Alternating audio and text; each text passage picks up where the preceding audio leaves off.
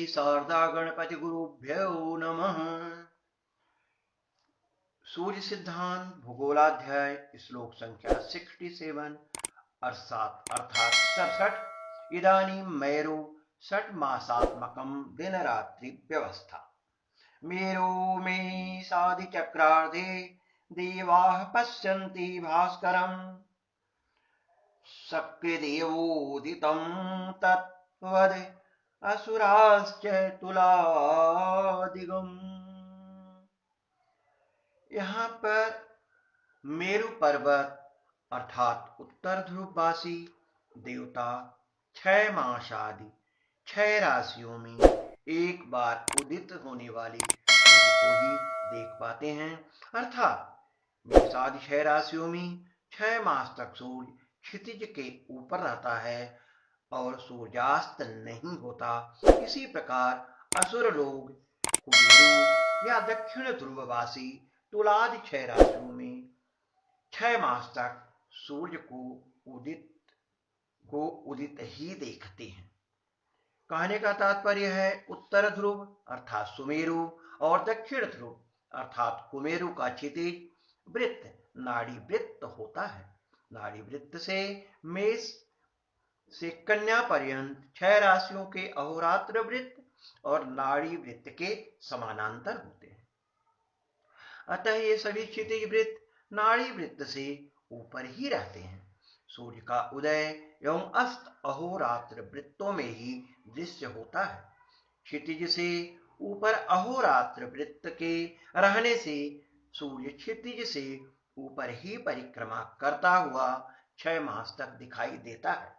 इसी प्रकार दक्षिण ध्रुव में भी कन्या से मीन पर्यंत 6 अहोरात्र वृत्त क्षितिज से ऊपर ही होता है। अतः दक्षिण ध्रुव प्रदेशों में भी 6 मास तक दिन अर्थात सूर्य उदित ही रहता है। जब उत्तर ध्रुव में दिन होता है उसी समय दक्षिण ध्रुव में रात्रि होती है। मित्रों, जैसा कि श्लोक संख्या 67 में बताया गया है, जब सूर्य मेष से कन्या तक 6 राशियों में रहता है तब उत्तर ध्रुव में के लोग एक ही बार उदय होगा देखते हैं और 6 महीने तक सूर्य वहां पर अस्त नहीं होता। और जब सूर्य तुला से मीन राशियों में रहता है तब दक्षिण ध्रुव पर असुर लोग उसे एक ही बार उदित होते हुए देखते हैं अर्थात वहां पर रात्रि नहीं होती। जब सूर्य सायन मेष में प्रवेश करता है तब यह उत्तर गोल में आता है और 6 मास तक बराबर उत्तर गोल में रहता है। इसीलिए उत्तर ध्रुव पर इन 6 मासों में सदा दिखाई देता है और दक्षिण ध्रुव पर अदृश्य रहता है। इसलिए 6 महीने में देवताओं का एक दिन और असुरों की एक रात्रि होती है। परंतु जब सूर्य सायन तुला में आता है तब यह दक्षिण गोल में हो जाता है और 6 मास तक बराबर दक्षिण गोल में ही रहता है।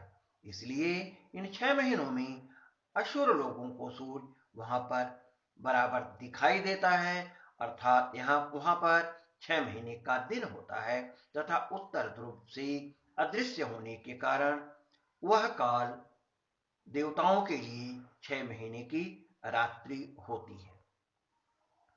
सायनकार्क या मकर संक्रांति के दिन सूर्य ठीक ऊपर कहां दिखाई देता है, इस विषय में हम अगले एपिसोड में जानेंगे। इससे पूर्व हम श्लोक संख्या 67 की उत्पत्ति को देखते हैं। जैसा कि यहां बताया गया है, मेरो स्थिता ये देवास्ते मेषादि चक्रार्धे मेषादि राशि षटके उत्तर गोले सकृत देवोदितम मेषादित्य कन्यांतम जावान निरंतरम उदितमेव भास्कर सूर्यम पश्यन्ति।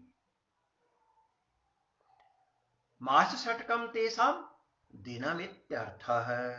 एवं मेरो दक्षिण भागे स्थिता है सुरा तुलादिकम तुलादिराशि षटकम संचरतम तद्वद्देव तुलादितो मीनांतम जामन निरंतरम उदितम भास्करम पश्यन्ति। तुलादिराशि षटकं दैत्यानां दिनं भवति देवानां मेषादि षटकं दिनं तुलादि षटकं रात्रि। असुराणां तुलादि षटकं दिनं मेषादि षटकं रात्रि रीति।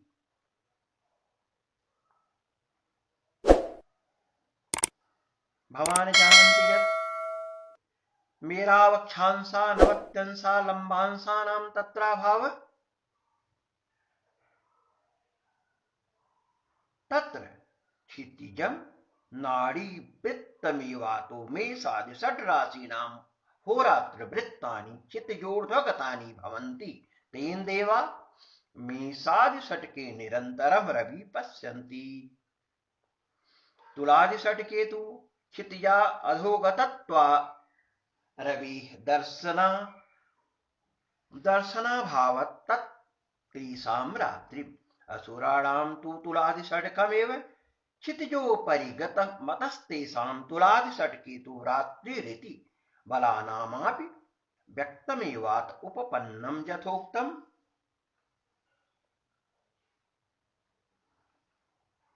ऊर्ध्वाधोगमन विचारेण मिथुनान्तं यावद् रवेर्ऊर्ध्वगमनं धनुरन्तं यावद् अधोगमनं भवति। अथोर्ध्व दृष्ट्वा सदा रवि दर्शनं विचार प्रस्तावे धनुरन्त बिन्दुतो विहिता भूबिंब स्पर्श रेखोर्ध्वरेखा यत्र लगति तत्र स्थितः द्रष्टुः सदा रविर्दर्शनं संभाव्यते। यतस्तत्र रविकिरणावरोधक भूक्षायारूपरात्रिर्निराशः तद्दृष्टिस्थानं भूपृष्ठात् कियत् उच्छ्रितौ भवत् तदर्थमायाः।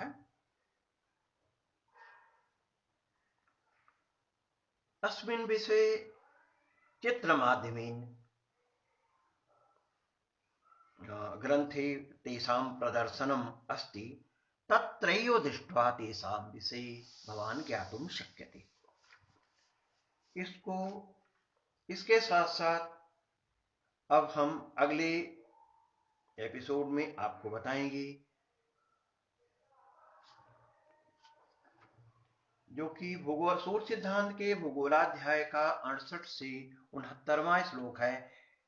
उसमें बताया गया है सूर्यस्य स्थितिवशात् छाया निरूपणम् रविर्भ्रमणे विशेषं कथं छायाग्रव्यवस्था भवति इत्यस्य विषये तत्र चर्चा अस्ति। श्लोक संख्या 68 और 69 की चर्चा करने से पूर्व एक बार हम इस विषय में इसको अब हम यहीं पर विराम देते हैं और अगले श्लोक में पुनः 68 और 69 श्लोक के बारे में जानकारी प्राप्त करेंगे। तब तक के लिए धन्यवाद। पुनः मिलामा।